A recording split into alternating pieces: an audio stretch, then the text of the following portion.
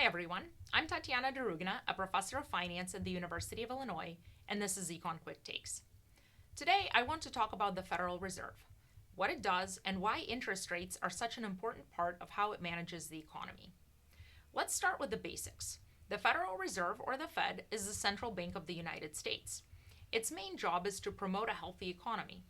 Unlike many other central banks, its goal is not just to stabilize price growth, in other words, to control inflation, but it's also tasked with maintaining maximum employment.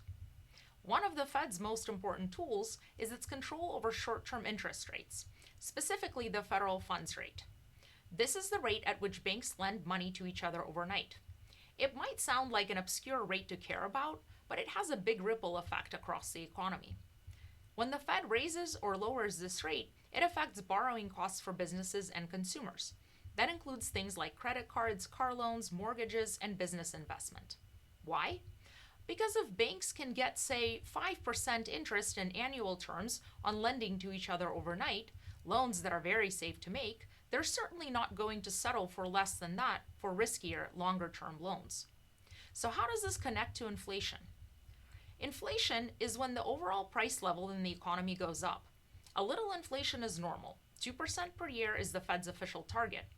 But too much unexpected inflation can erode purchasing power, hurt savers, and create uncertainty that slows down economic growth.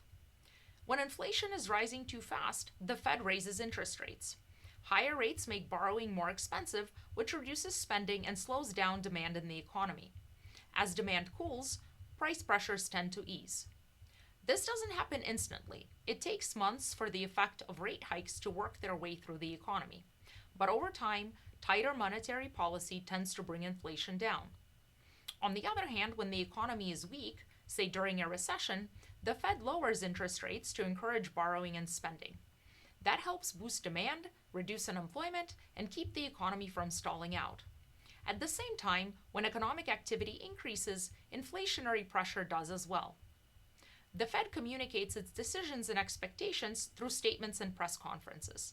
These signals matter because many decisions, like how much to invest, lend, and borrow, are fairly long term commitments.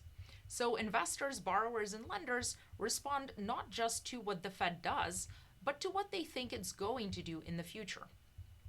The Fed doesn't just guess when to move rates. It looks at lots of data: inflation trends, job numbers, consumer spending, business investment, and more. Its goal is to find the right balance between supporting growth and keeping prices stable. Raising rates to fight inflation will generally slow growth and increase unemployment. Lowering rates to support jobs can risk fueling more inflation. That's the trade off. The ultimate goal is a stable, growing economy with prices that don't spiral out of control. Thanks for watching. This has been Econ Quick Takes.